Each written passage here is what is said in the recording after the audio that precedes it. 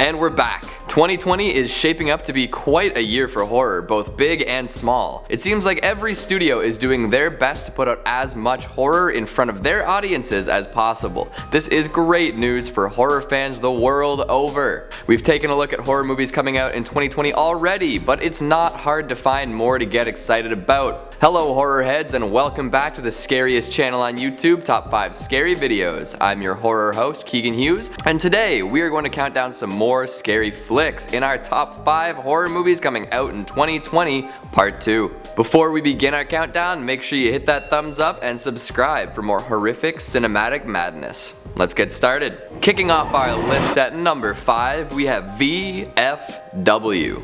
Let's go.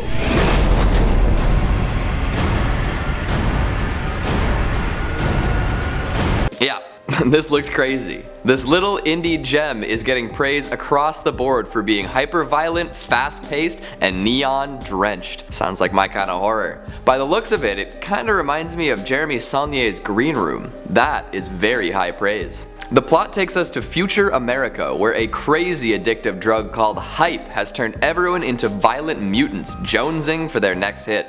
A group of war vets are drinking at the local Veterans of Foreign Wars Hall, or VFW, when a teenage girl bursts through the door with a whole pile of hype. Turns out that she stole it from a ruthless gang leader, so now the old boys have to defend their bar and their lives. Directed by Joe Begos, who is coming off a producer role in 2019's Bliss, this is an almost guaranteed insane time at the movies. It's running the festival circuit right now, and critics are loving how stylish, bloody, and fun it is.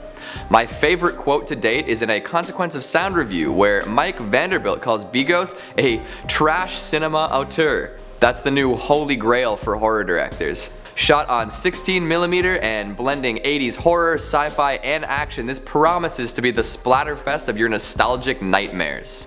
Up next at number 4, we have Fantasy Island. Let me officially welcome you to Fantasy Island. Welcome to Fantasy Island. Classic. This remake is taking the premise of the famously weird TV show to new, brutal heights. Based on the 70s hit Fantasy Island, this 2020 Screamland should have lots to offer horror fans. Speaking of 70s TV revivals, let's hope this is better than the latest Charlie's Angels. Yikes. In the original show, guests would arrive on the island, live out their fantasy, and usually learn an important lesson about their desires. Often there would be a dark twist to make sure that the fantasizers came away with some important insight. But the dark twists had to be TV appropriate, so we never got to see them take it too far. However, 2020 is a whole new world for terror. Seems like they're still trying to teach lessons and add dark twists to fantasies, but now all the guests are getting murdered. Oh yeah, we see lots of beefy armed lunatics with exploding planes in the trailer, which is always a promising sign. This is a Blumhouse production, which are famously hit and miss, so we'll see how it turns out. Right now, it has been described as a mix of Westworld and The Cabin in the Woods. Ambitious, aren't they? I'm always down for some bully revenge and child resurrection. This one hits the big screen in February, so if you need a tropical retreat amidst the winter weather, you know just where to find it. Just don't be mad if you get blood on your flip-flops. Coming in at number 3, we've got Ghostbusters 3, Afterlife.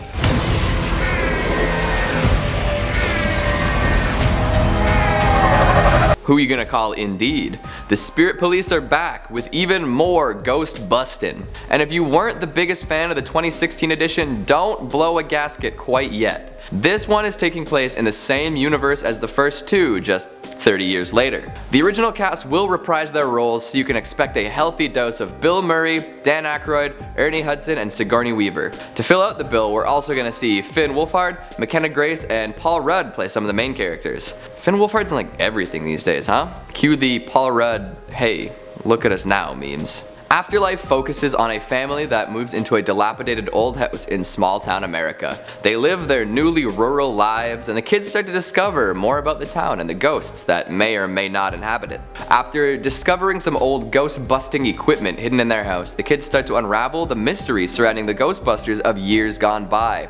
Ghostly earthquakes, Ecto-1 car chases, and a whole lot of references to the first films make this a family fear fest to watch out for. Which OG Ghostbuster do you think fathered these kids? It's definitely Egon, right? This one makes its way to theaters in July. Coming in at number 2, we've got The Grudge.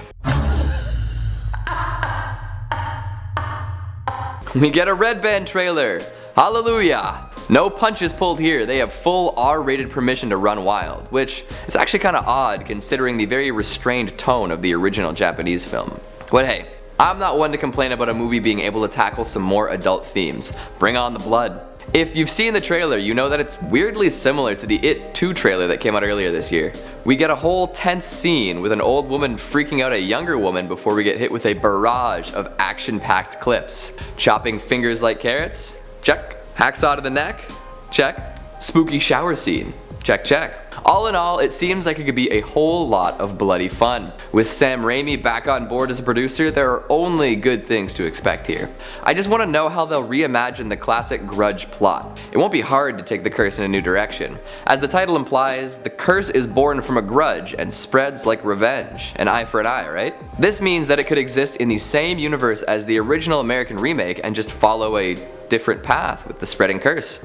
Doesn't take long for vengeance to spread between all sorts of folks. The idea of an onryo, or Japanese vengeful spirit, has the potential to be very scary. These spirits come back to perpetuate the hate they experienced in their own lives, and I can already see a bunch of excellent places to take that idea. Will the creative team follow in the footsteps of the Japanese original and have some loosely connected stories delivering the scares? Or will they focus on a more compact tale like the American one? Only time will tell. The Grudge releases early January, so get ready. And finally, in our number 1 spot, Last Night in Soho. Soho, London, not Soho, Manhattan. If you're a fan of horror comedy classic Shaun of the Dead, then buckle up. This one's quite the doozy. Edgar Wright is taking a stab at pure horror. You might recognize him from some of his other work, like the aforementioned Zombie Riot, Hot Fuzz, The World's End, Baby Driver, and Scott Pilgrim vs. the World. It's a pretty stellar lineup. For the longest time, plot details for Soho were kept under wraps, with only the location and main cast members being revealed. The cast looks phenomenal too, with Anya Taylor-Joy, Matt Smith, and Thomasin McKenzie all partaking in major roles. Recently, Wright came forward with some very limited plot details. Last Night in Soho will be a time-traveling psychological horror, where Thomasin McKenzie gets to experience the 1960s in London through a mysterious connection with Anya Taylor-Joy. Wright says this is a kind of wish fulfillment for him as well, as he has nostalgia for a decade he never lived in, similar to the main character. Be careful what you wish for though, as it probably won't be all sing-alongs and dance parties. Roman Polanski's sex horror Repulsion and Nicholas Roeg's Don't Look Now are cited as influences. Grief and visceral terror play big parts in both those flicks, so don't walk into this one expecting a lighthearted romp. All of Wright's films to date have some element of genre bending, so we can only assume he'll sneak some in here as well. No trailer yet, but the names attached are reason enough to get stoked. Watch out for Last Night in Soho, coming in September. And there we go. Are you as excited as I am? More horror is good horror. What do you think of this list? Which movies are you looking forward to the most in 2020? Let me know down in the comments. In the meantime, I'm gonna take a look at some of your comments from last time. LJ Irony says, awesome coverage, keep it up. Thank you. Wait, you're not being ironic, are you? I can't read Russian, but I'll respond to this one anyway. They say, SCP-4999 plus 1 equals SCP-5000. Can't argue with math. And Chris Fitchett says, ooh, Keegan. Oh sweet, am I being haunted? That's all the time we have for today. Thanks for watching, and I'll see you next time.